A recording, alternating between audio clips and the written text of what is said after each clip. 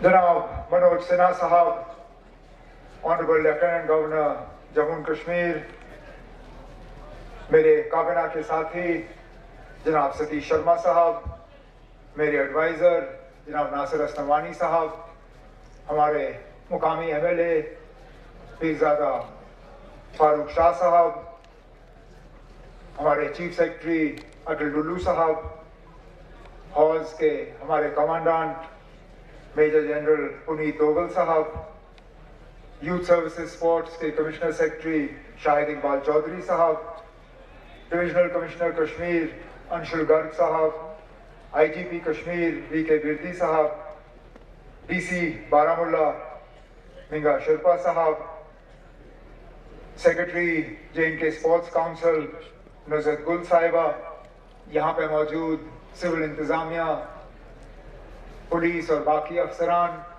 यहाँ पे आए हुए मुल्क भर से तमाम खिलाड़ी, उनके साथ टीम के अफसरान और टीम के मेंबरान, मोअज़्ज़िज़ ख़वातीन और हज़रात, छठे खेलो इंडिया विंटर गेम्स में आप सबका इस खूबसूरत फूलों की वादी जिसको गुलमर्ग कहा जाता है, आप सबका खैर मकदम और इस्तकबाल।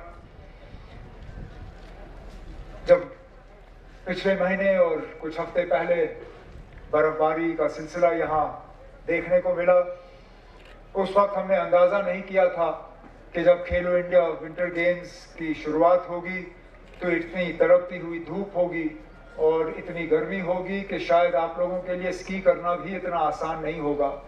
और कहीं ना कहीं, जैसे मेरे एडवाइज़र नासिर ने कहा, हमें भी थोड़ी सी अब तब्दीली लानी होगी। पिछले दिनों आपने देखा होगा इटली में कोर्टिना में हम TV के ज़रिए विंटर ओलंपिक्स देख रहे थे। मैं इस मौके पर इंडिया के उस स्कीयर को मुबारक करना चाहता हूँ, हमारे ही लड़के आरिफ खान को, जिन्होंने मुल्क का झंडा वहाँ पर लहराया और इंडिया को रिप्रेजेंट किया। इस उम्मीद के साथ कि इस खेलो इंडिया विंटर गेम्स में भी एक नया आरिफ खान जो है वो पैदा होगा, चाहे आप स्केटर हो, चाहे आप स्कीयर हो, चाहे आपका जो भी विंटर स्पोर्ट्स में आप जिस चीज़ से भी आप ताल्लुक़ रखते हो, जिस चीज़ का भी आपका शौक़ हो। क्योंकि बड़े अफसोस की बात है कि इतनी बड़ी आबादी हमारे मुल्क की, लेकिन आज तक चाहे एशियन विंटर गेम्स हो या ओलंपिक विंटर गेम्स हो, हमने हिस्सा ज़रूर लिया, लेकिन अभी तक फ़िलहाल हम कोई मेडल ला नहीं सके। और इसमें शायद कोताही हम जैसे लोगों की है, जिनका फ़र्ज़ है आपको उस तरह का इंफ्रास्ट्रक्चर देना, आपको उस तरह के फैसिलिटीज़ देना, उस तरह की कोचिंग आपको फराहम करना, तभी जाके आप लोग जो है इंटरनेशनल लेवल पे आरिफ की तरह मुकाबला कर पाओगे। और हमारा तो ना सिर्फ इरादा है बल्कि पूरी कोशिश है कि गुलमर्ग को एक इंटरनेशनल स्की डेस्टिनेशन के तौर पे हम डेवलप करें।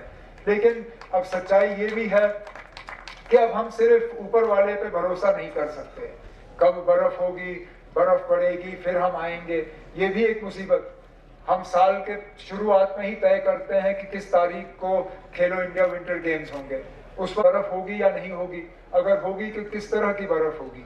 मैं तो आज पहले खेलो इंडिया विंटर गेम्स के ऑर्गेनाइजर्स से मोहतबाना गुजारिश करना चाहूँगा, आप पहले से डेट मत फिक्स करिए। फ़िलहाल आप ये कहिए कि बर्फ़ पड़ने के 10 या 15 दिन बाद जो है खेलो इंडिया विंटर गेम्स होंगे, ताकि उस वक्त हम सही तरह का बर्फ़, सही तरह के स्लोप, सही तरह के कंडीशंस आपको दे सकें।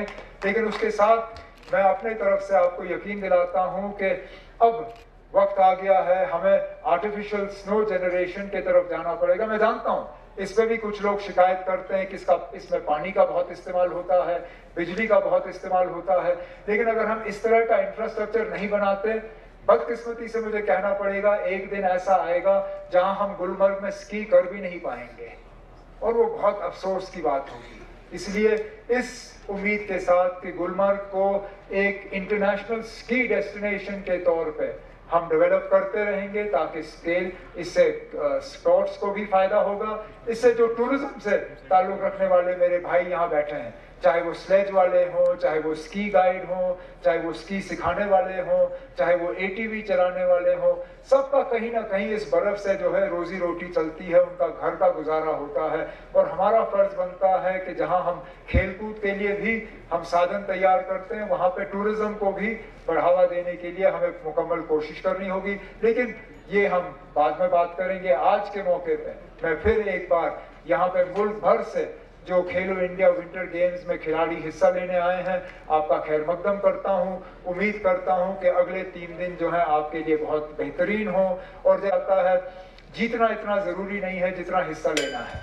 The winning is not important, it's the participating that matters। और आप सब यहाँ हिस्सा लेने के लिए आए हो, इसके लिए हम आपका शुक्रिया करते हुए मैं आप सबसे इजाजत चाहता हूँ। बहुत बहुत शुक्रिया।